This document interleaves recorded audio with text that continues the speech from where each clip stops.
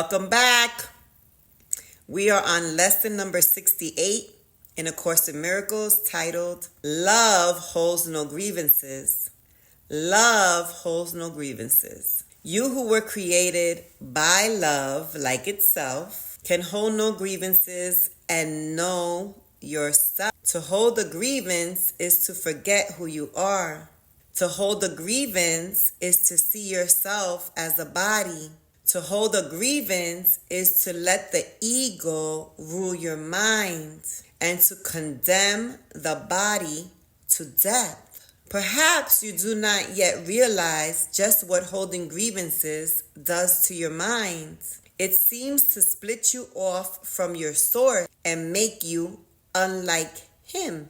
It makes you believe that he is like what you think you have become. For no one can conceive of his creator as unlike himself. Shut off from yourself, which remains aware of its likeness to its creator. Yours seems to sleep, while the part of your mind that weaves illusion in its sleep appears to be awake.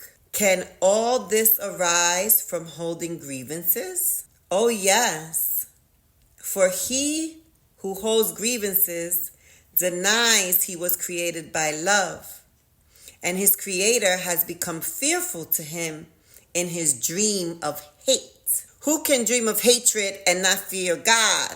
It is as sure that those who hold grievances will redefine God in their own image, as it is certain that God created them like himself and defined them as part of him.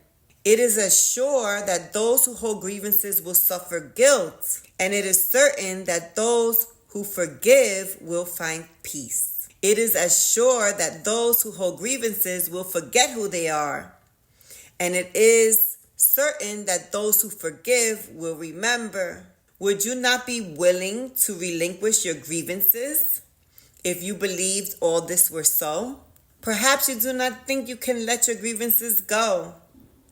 That, however, is simply a matter of motivation. Today, we will try to find out how you would feel without them.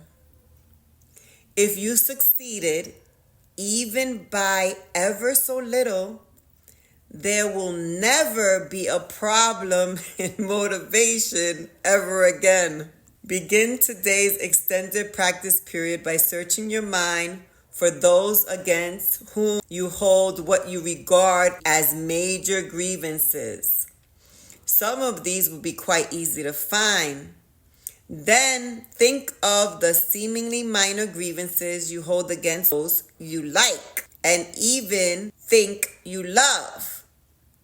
It will quickly become apparent that there is no one against whom you do not cherish grievances of some sort. This has left you alone in all the universe in your perception of yourself. Determine now to see all these people as friends. Say to them all, thinking of each one in turn as you do so, I would see you as my friend, that I may remember you are a part of me and come to know myself. Spend the remainder of the practice period trying to think of yourself as completely at peace with everyone and everything, safe in a world that protects you and loves you and that you love in return.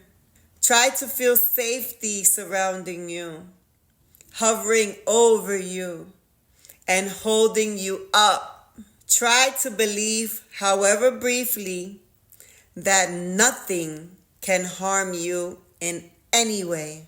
At the end of the practice period, tell yourself, love holds no grievances. When I let all my grievances go, I will know I am perfectly safe.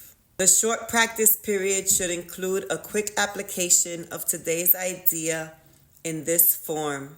Whenever any thought of grievance arises against anyone, physically present or not, Love holds no grievances.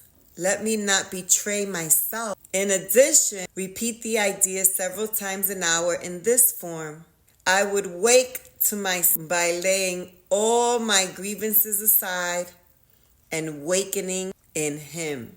Lesson number 68. Love holds no grievances. Lesson number 68.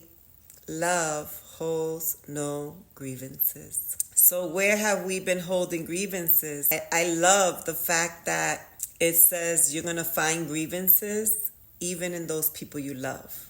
And that's true, right? Because I could be mad at you, I could love you, but I could not like something about you. I could feel like there's a trait that I don't like. I get that. I don't know if it's resonating with you, right? I really like a lot of people, and it's very rare that I don't like you. I do have grievances from people where I feel hurt, and I feel hurt by them.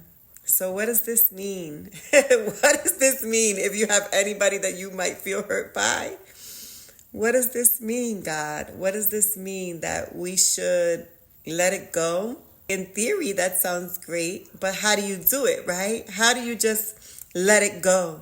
I really think how you let it go is you have to realize you don't see the whole picture.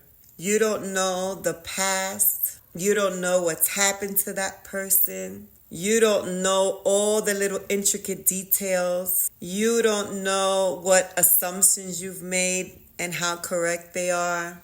You don't know anyone's motivation. You don't know what anyone was told. You don't know how anybody grew up. You don't know nothing, right? All you know is you.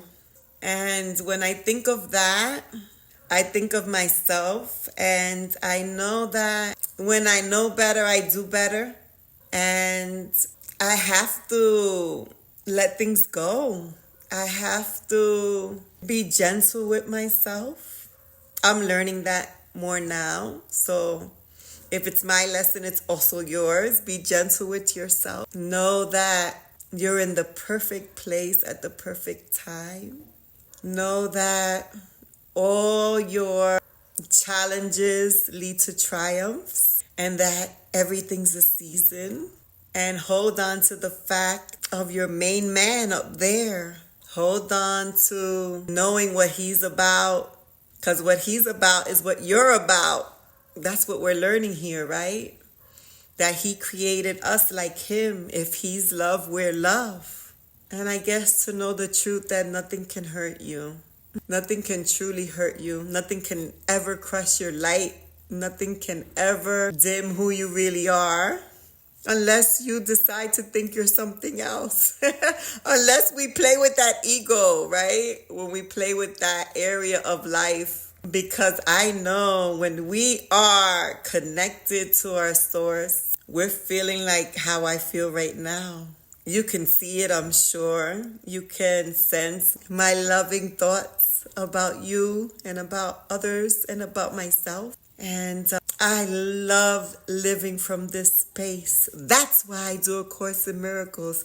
That's why I say this. That's why I'm sharing this with you every day.